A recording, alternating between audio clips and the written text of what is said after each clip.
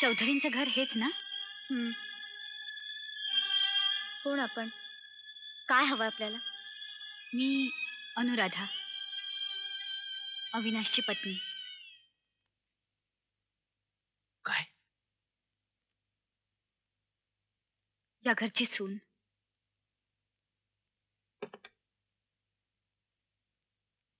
काय काय म्हणालीस? तू तू हवीची? हो. या तुझ्या सासूबाई. सासूबाई? तू कशाला आलीस तिथं? सासूबाई? कुणाला म्हणते सासूबाई?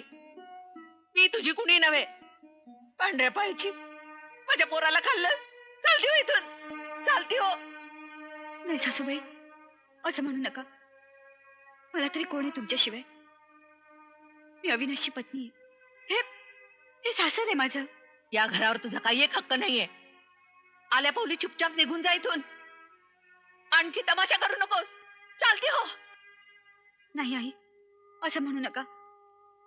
आधीच या आघाताने मी पार खचून गेले. मला मला समजून घ्या. या घरात आश्रय द्या. कशाला? आणखी या घराचं वाटोळ करायला? तुझ्या पायीच माझा दादा गेला. नाही हो. माझं कुंकुम मीच स्वतः का पुसेन? आई, आई, मला आपली मुलगी समजून पदरात घ्या. मी मी सगळ्यांची सेवा करेन. मला काही नको. मला फक्त इथे राहू द्या. हे बघ, आमच्या आईने तुला काय सांगायचं सांगितलंय. कटन ती बॅग उचलून चालायला लाग. नाही तर धक्के मारून बाहेर काढीन तुला मी. नाही राकेश, नाही. तुम्हाला तसं करता येणार नाही. दामू काका, ह्या मुलीला मी घरात ठेवू? होय, अविनाश जग सोडून गेला यात हिचा काहीही दोष नाही. प्रत्येकाचं मरण कधी कसं होणार हे वरच्यानं लिहून ठेवलेलं असतं. अहो पण दामू काका, राकेश, तुम्ही जरी हिला या घरात ठेवायचं नाकारलं तरी या घरावर तिचा कायदेशीर हक्क आहे. कारण अविनाश बरोबर तिचं लग्न झालं. अहो मग तिने आपल्या माहेरी राहावं ना, इथे कशाला? पण इथं राहण्यानं काय मोठा फरक पडणार आहे? अरे विचार करा, लग्नानंतर लगेच अविनाशचं निधन झालं. कधीही न पाहिलेल्या सासरच्या माणसाबद्दल तिला प्रेम का वाटा? पण नाही, उलट ती इथं आली.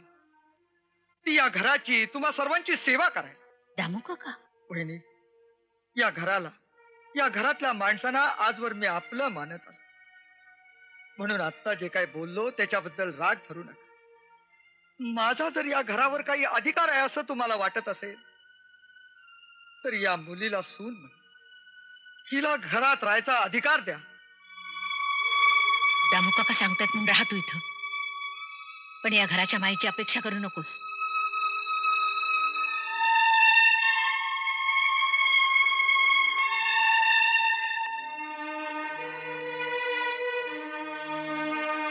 कुठल्या शब्द तुमचे आभार मानावे हेच कळत नाही. नाही मुली, आभार मानायचं काहीच कारण नाही.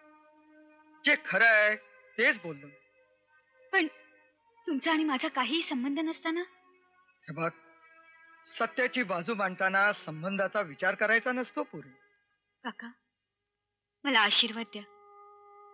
या या घरात माझा कोणालाही त्रास होणार नाही.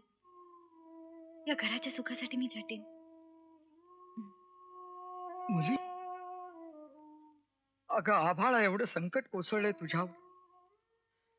नुसत्या कोरड्या शब्दांचे आशीर्वाद देऊन काय उपयोग? फक्त एक गोष्ट तुला सांगून ठेव.